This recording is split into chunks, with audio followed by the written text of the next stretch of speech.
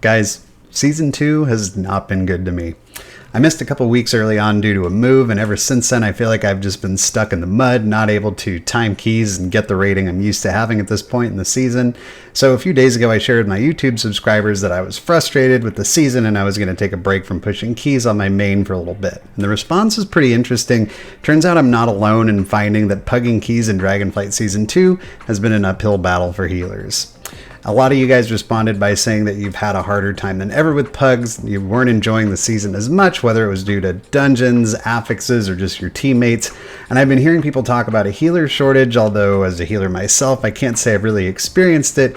Given the state of Mythic Plus right now, I can't say I'd be super surprised if that were the case, but I was recently able to break out of my rut. So in this video, I want to talk about why Season 2 is particularly hard, I think, on healers, and also what you can do to get your groove back and kind of tweak your play style so you can succeed in Season 2. You might remember that right before Season 2 of Dragonflight Mythic Plus was released, Blizzard increased player health and monster damage by 25%, effectively nerfing healing by 25%, similar to what they did before the expansion was released, again stating that damage was too bursty and healers were having too easy of a time. And while that definitely has played a role in why healing in Season 2 feels more difficult, I don't think it's the main reason. While we have seen dungeon nerfs since the release of the season, they're not nearly as stiff as the nerfs we saw that the Season 1 dungeons underwent, so the healing checks are actually still somewhat in place. There are also a load of bosses that follow a pattern where DPS or tanks have to do something, and their success at performing that mechanic dictates how much damage the group will take. This isn't a new concept in WoW by any stretch of the imagination. I think it's just something that's super prevalent in Season 2, and at times is making healers blame themselves when there's not much they could have done about the situation. An example is Chargath and Neltharis. On the main mechanic of this fight, DPS players get chained to the ground and the tank needs to walk Chargath through each chain in order to break them. If the chains get broken too quickly before the dot drops off, the damage can be downright unhealable at certain key levels. Feels bad as a healer because it seems like you're not doing your job when in reality there isn't much you could have done in this situation. Another example is Rockmora and Neltharian's Lair. If even one of the adds is alive when the shatter goes out, it's going to be unhealable damage going out in many key levels. Another example? Sure, Spore Collar, Xantcha, and Underrot. If the mushrooms don't get popped, you're dead. And as a healer, you don't get the mechanic that clears them. This isn't to say that tanks and DPS are the source of all our problems as healers.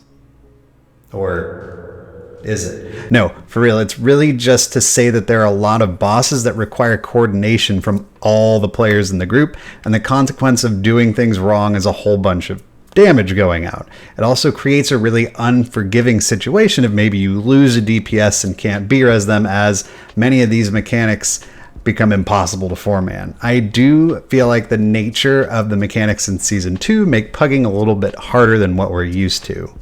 This isn't just to say that all healers are just playing great and the deck is stacked against you. We all have a ton of things we could do better on every run. I just think that breaking keys in this particular fashion makes healers feel a certain type of way. So what can we do about this? I do think that if you're able to find a static group to push with, this is a great season to do it, and I'd talk to guildies or turn to Discord servers like LFG WoW, which I'll link in the description below, to try and put together a group of people that you trust and enjoy playing with. But that's not an option for some of us on hectic schedules that can't commit to playing the game at a certain time every day, or sadistically enjoy the world of pugging. Here's some of the things I've been trying to do that have helped me work my way out of my Mythic Plus rut. First and foremost, we need to recognize that this is a season of healers healing. Many people have asked for that. We've heard a ton of people say they play a healer because they want to heal and not DPS. Well, here you go. In season past, if you looked up top healers on Raider.io, you'd see them running full yellow DPS builds with almost zero regard for survivability in their builds. If you take a look at this season, you'll see that high-end players are taking a much more conservative approach, using healing stones in their onyx amulets, using more defensive trinkets and builds, etc. As pug players not pushing world first keys, honestly, this is probably always a pretty good idea to do, but this season I'd say it's damn near mandatory for us to do. We need to shift our focus away from trying to pump that extra bit of DPS to time the keys faster and toward being able to heal more and stay alive longer. The timers in these keys are actually not that tight. It often seems to come more down to whether or not your group just hits a wall that they can't get past than not being fast enough. If you look at some of the highest keys timed in the world, you'll actually see that even top players are often doing less than 30k DPS overall at times. These are some of the highest keys completed in the world. You don't need to pump DPS in your 17. You need to keep your group and yourself alive. Take your focus off of your DPS buttons and make sure you're 100% locked in on your healing rotation. Along those same lines, another thing I always recommend when you're struggling is to take it back to the basics. Kind of like a golfer or a baseball player that's struggling with their swing. The first place you want to look is your basic mechanics. I know I've been guilty of letting F-flow fall off for too long while I'm busy spamming Moonfire, but in a healing focus season, we need to be on top of these basic fundamentals of our spec from which our entire rotation is built upon. So Druids, are you maintaining high uptime on Efflorescence and Life Bloom and using Cenarion Ward off cooldown? Shaman, are you keeping those Riptides flowing at all times? All healers have things like this that they can double check. When I start to struggle this season, I try to focus a lot more attention on the basics to help get myself back on track. I always preach looking at the details breakdown of your healing done over the course of a dungeon and comparing it to high-level players' Warcraft logs. It doesn't need to be exactly the same, but if you're playing correctly, you should see some things lined up between your top heals and theirs.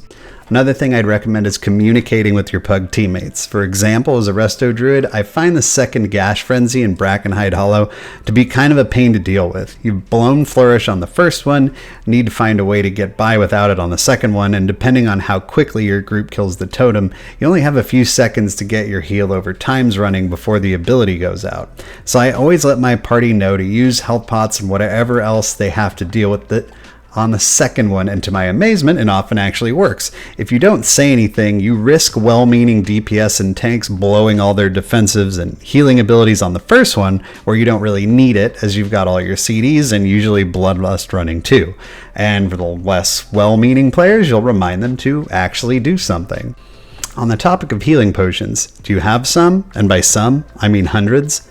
I don't think I've ever guzzled as many healing pots as I have this season. They are absolute lifesavers and super cheap to buy off the auction house if you can't make them yourself. There's literally no reason not to have some. I'd honestly start treating them like a defensive cooldown and have a plan going into some boss fights for exactly when you want to use it. They are that helpful. Finally, to be honest, the thing that seemed to help me the most was taking a quick break from healing on my main while I started working on my Evoker alt again and played a whole bunch of Diablo 4.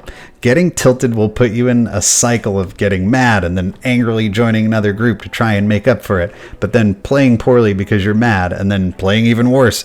Seriously, just taking a little break can do a whole lot of good when you're frustrated. I came back after just a few days. I was totally enjoying playing my Druid again. Don't overlook the fact that you need a break every once in a while, especially if the game's not fun for you right now. So how's Season 2 going for you? Let me know in the comments below. If you guys enjoyed the video, give me a thumbs up please, subscribe to see more of my content in the future. Come check out my stream right here on YouTube, Tuesday, Thursday, Saturday, 9 p.m. Pacific.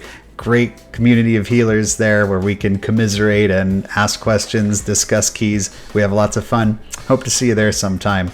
Until then, happy healing.